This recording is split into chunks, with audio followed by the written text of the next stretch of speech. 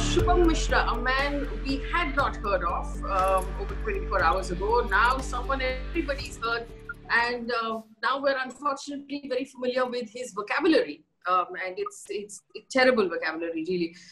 So this young man has been arrested by the Gujarat police for issuing rape threats to a comedian on social media.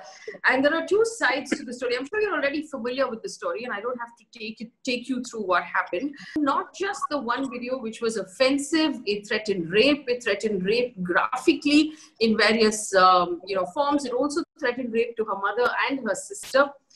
It spun several other videos of other such individuals with similar sounding vocabulary who made similar threats. The system of oppression is not just limited to law, it's the herd mentality. And their behavior has been sanctioned by politicians who, like a home minister, immediately said Agrima should be arrested. So not arrested, should have legal proceedings under her. It took surmounting public pressure for him to say, okay, we're going to take cognizance of the attacks Agrima is being subject to. Now, a lot of people said the criminal in this case, Shubham Mishra, is based out of Gujarat. Why are we tagging our home minister? It's simple, because Agrima is a citizen of Maharashtra, comes under Maharashtra. So her security falls under our home minister's portfolio. Our home minister is responsible for her security. So I'm really glad that against the system of oppression, we saw all of your voices, Manvi, Aditi, your voice, Daniel's voice, male, female, all gender comedians coming together, citizens coming together and rejecting this, because the only, we shouldn't have to have comedians go undercover and criminals use social media to describe how they will brutalize a woman's body because they were offended. And I'm sorry, I'll just quickly wrap this up. Just last thing, for anyone who is being subject to this, it's important to know Section 506 lists punishment for criminal intimidation. Section 503 lists criminal intimidation. Section 504, which is what Shubham Mishra has been charged under, lists the intentional insult with intention to provoke breach of peace, which is basically not just will I threaten you, I'm also encouraging others to threaten you. Section 507 is crucial. It wasn't applied in Shubham's case, but if you're being subject to anonymous threats, a lot of us get subject to that. Section 507 applies then if you don't know the identity of the person threatening you and the threat is coming via online mediums. That's crucial. Section 354D, stalking, is again a crime under IPC. It's a bailable offense, but Advocate Karuna Nandi has been strongly, raising alarm over this offense because stalking ends up being a gateway to a lot of other offenses that women are subject to. So Section 509 of the IPC, which is intent to outrage a woman's modesty. These are all criminal IPC sections that one can take recourse to. And then, of course, Section 67 of the IT Act. I say two things. One, report. God, and block. You, the kind of power I get when I block and report, oh my God, it is intoxicating. It is, I'm just getting hot thinking about it. And the second thing is be visible. Like, this is for the women especially, because you know what, I think that's one thing I have learned is there is not one horrible thing I have not heard about myself thanks to the internet. And I'm still here. And you're going to have to do a lot more than just talk crap about me in order to get me to go away. And I know that, like, I've had lots of girls come up to me and be like, you know what, I saw you handle that role at one point in time. And I just wanted to say, you know what, because someone else attacked me like that and I was able to use that response. And I'm like, yes, because I'm not going anywhere, my friends. I'm not going. It's disgusting how shameless I am. And I'm saying that we all need to be, and I think especially the women, we have to stake this claim over our space. We deserve to be here. This is our internet as much as the guy's internet. So do your worst, buddy. Very well said. Just to take Aditi's point a little further about flagging as much as you can. Data that I've just received from YouTube tells me that between Jan and March this year, YouTube has taken down 6,100,000 videos and has also taken down between Jan and March this year 135 channels that have been removed for objectionable content. So flag Yeah. everything that you see. Don't don't go away because it's offensive. And I have to tell you, so I had to watch some of this stuff in order to prepare for the show. And I could taste my lunch, man. It was horrible. But we need to form stronger stomachs. It's like cleaning the sewers at this point, and we have to we have to flag this stuff. From a platform perspective, I think YouTube really needs to step its game up. There's enough data even right now for YouTube to go, hey, okay, let's review some content. Your stuff is in the news. Why does Shubham Mishra still have a YouTube account? Why does Hindustani Bao still have a YouTube account? When I put out content, they say that they have these AI that checks the content for words and stuff. So even my content sometimes falls into database and I get flagged for monetization. This says your content is not advertiser friendly. You will not make as much money as a Shubham Mishra who's as profane as possible. So I think YouTube needs to step its game up. Twitter doesn't care. Let's be honest, we've all accepted Twitter does not care. They're about the numbers. They want you to be profane. But YouTube did seem like a platform that cared. So YouTube needs to step up and shut these accounts down.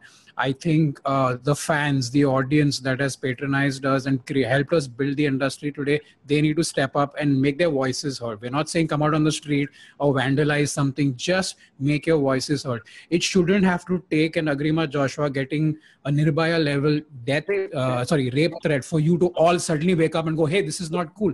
This happens every single day. Run rape as a search on Twitter and see the number of tweets you get every day. There are other words I can't take on the platform right now, but you know what the words are. Run a search every single day. This is not new. This has not happened 2 days ago. This is a reality of the online discourse every single day. So if there are so many of us and we say we love comedy, we love music, we love this, we love that, we'll support the community. Just stand up, make your voices be heard. These mobs thrive on your silence. They count on it. They are relying on you backing into a corner. Oh, I think so. So one, like you said, solidarity. We need the majoritarian solidarity as well. So the liberal majoritarians need to speak up because they have that privilege. They yes. Automatically have that voice that people somehow put on a pedestal and are far more receptive to. So let's use that. Let's find allies in them. So we need to speak up. Like in this case, I think it was what in Agrima's case, of course, like people like Aditi or Trisha or Sucharita or you and Barkha or so many people who've been vocal about these things for a really long time. Like you guys have been fighting vocally cyberbullying for the longest time. I mean, for people like me, it's still episodic. Like depending on how grave it is, I get to decide when I'm speaking about it, when I'm not, and all of that. And again, in this case, what really makes me very happy is that some action was taken. You know, there was some action taken against Shubham Mishra. I don't know what's going to happen after this. And I don't know if it's really going to serve as a deterrent to others. I honestly don't think it would. As audience, as consumers of content, we have to reject anything which is even remotely offensive, abusive.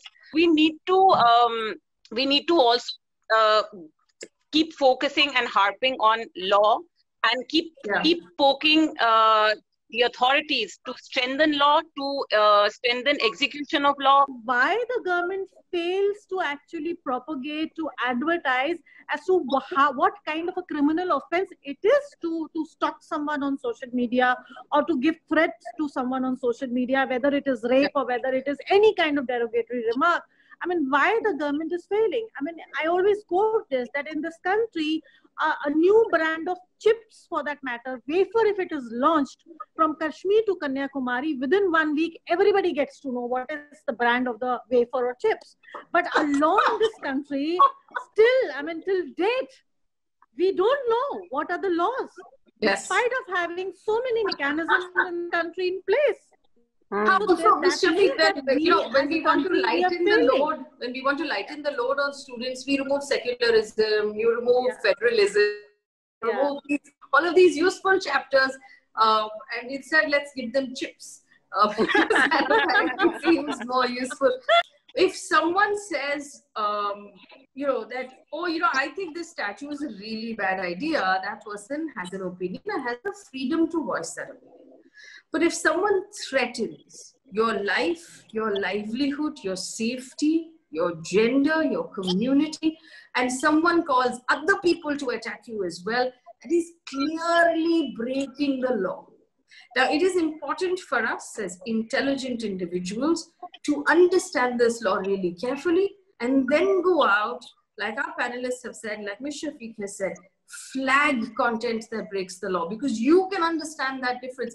The 13-year-old who's watching cannot understand that difference because we've removed these respective chapters from his textbook. So you can understand the difference. So you go flag that content, you file complaints, you write to the women's commissions in your own community, find out NGOs that fight for the rights of the LGBTQI community, and write to them when you see homophobic content, when you see content that is offensive, that is bullying, that is targeting, that is threatening, all of these things that are against the law. It's up to you, it's up to me. We cannot back up and say, "Bhai, kuch nahi kar sakte," because you're handing away our future. I keep pointing this out. This constitution is not yours to squander. We were born into a secular country. It is not ours to squander and throw away because we're too afraid to do anything about it. We are custodians of it to hand it over to the next generation. I don't want to go down in history as the generation that squandered what was good about this country. And that's what will happen if we sit quietly and allow the Shubham Mishras to have the final word. We need to learn from this experience and flag and complain and actually talk about it and make sure there are enough of us. Force your friends, put some peer pressure, say, guys, do something about this. Yeah? Make sure there are enough of us talking about it to make our presence felt.